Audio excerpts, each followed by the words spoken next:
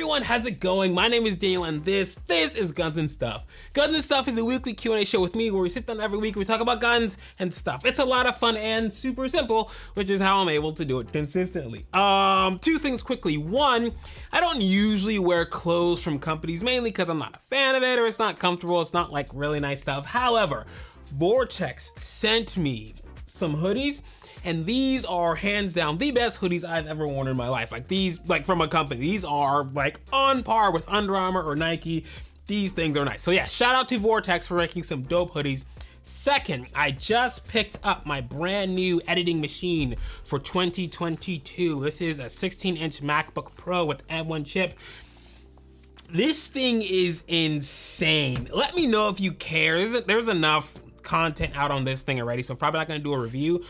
But this thing is a beast. It is insane. I'm shooting Gunz-N-Stuff right now in 10-bit 422 just because I can. No proxies, and this machine is chewing through it. No problem. I'm legit impressed with this machine. All right, enough nerd stuff. Let's get into it.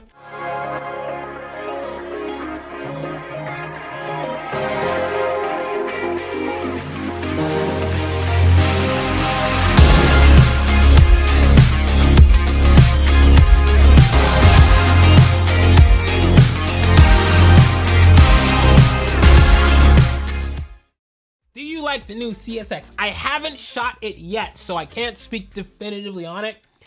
Everything that I've seen about the gun, reading about it, seems to be legit. It seems like it's gonna be a great pistol. I've actually been holding off watching reviews and people talk about it because that usually sways my opinion and I'm like, oh, one way or the other. So when I'm doing content on stuff, I'll usually shoot it and write my opinions down and then watch content and see if I miss anything. But yeah, so I haven't really watched anything on the CSX yet, but for all intents and purposes, everything I can see, it looks like a great gun and the price point is there. So it might be a dope, legit gun, but I don't know yet. Am I coming to Range 702? Yes, but not next week. I actually have to connect with you guys. I'm gonna be in Vegas soon, so yes. I'm not coming to SHOT. Unfortunately, I will not be at SHOT, but I'm gonna be in Vegas soon. So yes, we may have to make a stop and have some Quadzilla fun.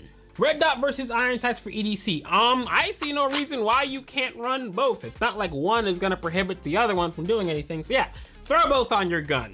Ball out. In a pinch, can use a Nikon on a Mark 18 as an optic. So I will say up front, out of everything guns that I know, optics and long range shooting I know the least about. So take any of my opinions on this topic with a grain of salt. That being said, if you had time to type this and wait for me to reply, I question how much of a pinch it really is. If you're going to do a red dot, you can go cheaper. If you're going with magnified glass, you really gotta get a quality piece of glass. So I would not cheap out if you're getting magnification. There's just too many variables that will make it not work really well. So if you're going to go magnified, get quality glass. Vortex makes quality glass. But yeah, if you're gonna go with a magnified optic, I would get a higher quality piece of glass. Recommendations on iron sights for a Glock 19. Preferred blacked out rear, no red dot sights. So these are the sights that I am running. These are a Marigold. You can't really see it because of the red dot, but these are a Marigold I-dot sights. I have the blacked out rear and the front sight has an orange circle with a tritium center. So these are great sights. If I wasn't running a red dot and just irons, I would have these still on here. These are great sights. I love them. It's a blacked out rear and then the front sight has a bunch of stuff. It's not too busy. It's not a huge front sight, but it's gonna be great to pick up. So yeah, these are what I'm running. A Marigold makes great sights, so that's what I pick up. Newbie here, trying to get comfortable with carrying appendix. Any hacks for better comfort? Not really. So with appendix carry, you really wanna make sure that you have a right holster. For me, I find appendix carry has more to do with how high you're carrying your gun than anything else. So if it's really digging into you, maybe bring it up a little bit higher on your waist. Most gun holsters, you can adjust how high the clip or low the clip sits. So try that. But for me, I really find appendix really the sweet spot is when you find where it needs to sit on your waist as opposed to left, right, or anything like that. So yeah, make sure it's sitting high enough so that it's not digging into your waist, and you gotta experiment a lot. You gotta fool with a lot to see what gets comfortable for you. When it comes to EDC and concealed carry, there's no one definitive right answer. Top 3 things you learned from working on Guns Out TV. Number 1, do not work with Guns Out TV. Number 2, John uses steroids to enhance his muscles. And number 3, Shermichael doesn't like anything. So yeah, that's what I've picked up from working with Guns Out TV. And number 1 is probably the biggest one. Good first full-size handgun. You cannot go wrong with the Holy Trinity. Your Glock 17, your Smith & Wesson M&P 2.0, I think the 5-inch, and then the full-size 320. Any of those guns will do you great. Bonus to that is gonna be your CZ-P10F. That's a great gun, not gonna be super expensive. Those guns will last you forever, and they're really great guns, really well built. What was your recommendation for a MD legal AR pistol? So basically all AR pistols are MD legal and compliant. Depending on what you do, you might have to do some transfer paperwork at your FFL, but basically if it's an AR pistol, you should be good to go. What influencer do you recommend for starting pistol/rifle drills? Well, there's your problem right there. You shouldn't be looking to influence for anything. Influencers are idiots. As someone who keeps being called an influencer, I can attest influencers are idiots. But one person to check out who really knows what they're doing, Amy556, she has a lot of probably too much training stuff. Like, she needs to do something else with her life. She's just spent too much time doing this at this point. But yeah, check out Amy556. I think it's 556 Training Lab. She has a crazy amount of great content for dry fire, live fire. You will get right with all of her stuff. So yeah, hit up Amy556, and I hear you can pay her in tacos. Will we ever get to see a plate carrier gun belt set up from you? I don't have any of that stuff. What should a pistol red dot be zeroed in at distance-wise? 10 yards. You can do further or less than that, but start at 10 yards, learn your holdovers, and then go from there, but start at 10 yards. I see you peaking in that precision rifle realm. Yes, my goal for 22 is to shoot past 100 yards and hit stuff. It's not a great goal, but it's my goal. Do you use iron sights with your red dot? I don't really understand how it works. Okay, so red dots and iron sights. They're actually 2 different aiming systems, and you use them differently. Iron sights, you're gonna focus on your front sight, your rear sight's gonna be a little bit blurry, and your target is going to be a little bit blurry.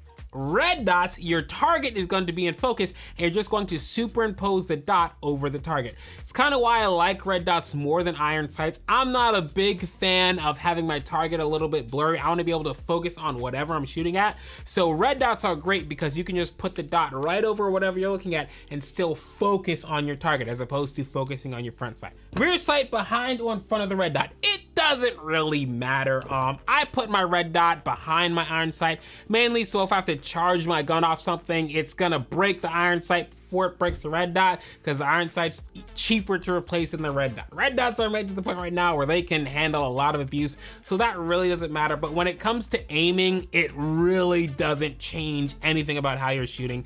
If your rear glass breaks, you can't see through it anyway, so it really doesn't matter if your glass breaks or anything like that. So it really doesn't matter. For me, it's just to protect my red dot a little bit more. How do I make the conversation normal when talking Gucci Glocks with non-gun people? That's just not gonna happen. I'm just gonna be straight up with you. That's just not gonna happen. You're just gonna have to plow straight through it. You're gonna get some weird looks, and you're just gonna have to enjoy the conversation by yourself, because there is no way to bypass everything like, should we have guns? Who cares? Gucci Glocks. Like, there's no way to make that conversation normal. So yeah, do you have fun and just understand you're probably gonna get some stares. Best upgrades for the VP9, a wood chipper. Zev, worth the extra cash. Depends what you're getting, and it depends what worth it means. They got some great legit stuff, but it depends what you're getting, what you're trying to do with it, what you're trying to have it do. But yeah, Zev, if it's Zev, it's probably gonna be dope. What holsters and belts do you recommend to comfortably carry in suits? Easy answer is just don't wear suits. Yeah, I would do that. That's what I do. Yeah, so that's gonna be a little bit tough.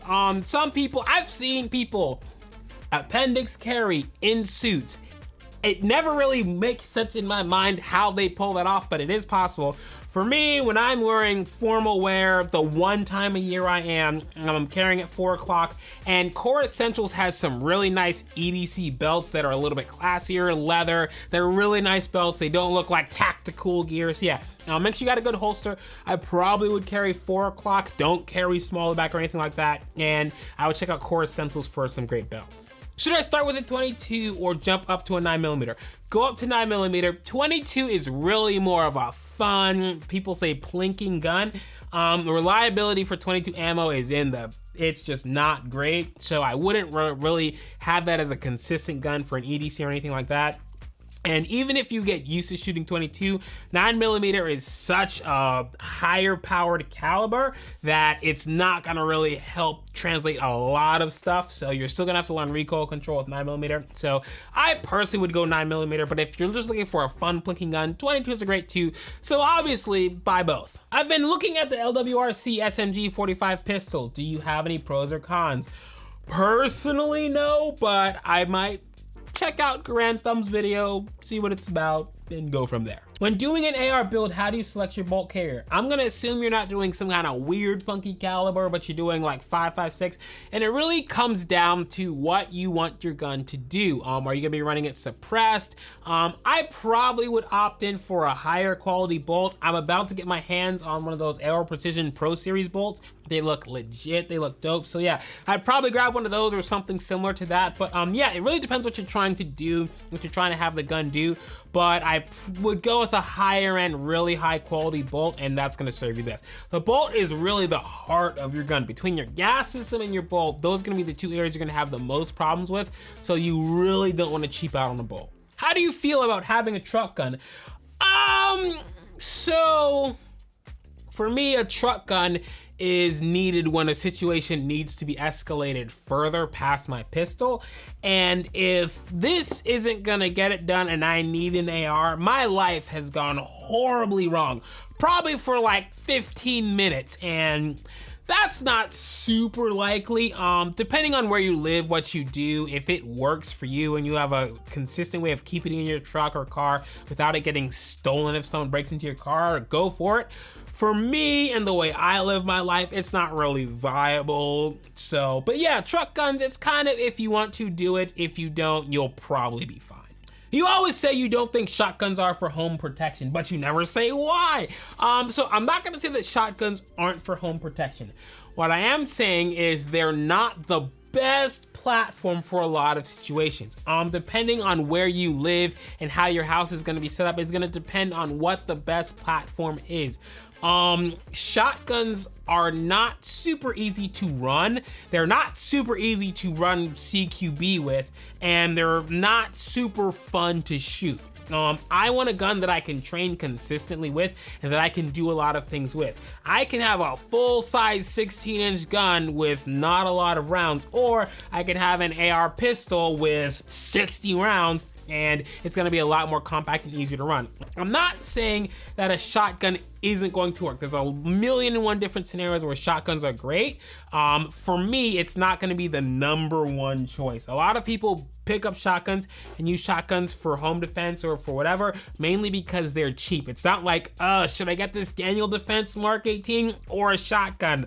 I think I'll go with the shotgun. It's more, I got 200 bucks, the shotgun's cheap, I'll run the shotgun. After buying your first gun, what should you get next? Chest rig or plate carrier? There's a good amount of stuff between a plate carrier, chest rig, and your very first gun. If you have a gun, I would get a holster for the gun, and I probably would buy a lot of ammo, and then I probably would buy really good medical, and then I would train consistently.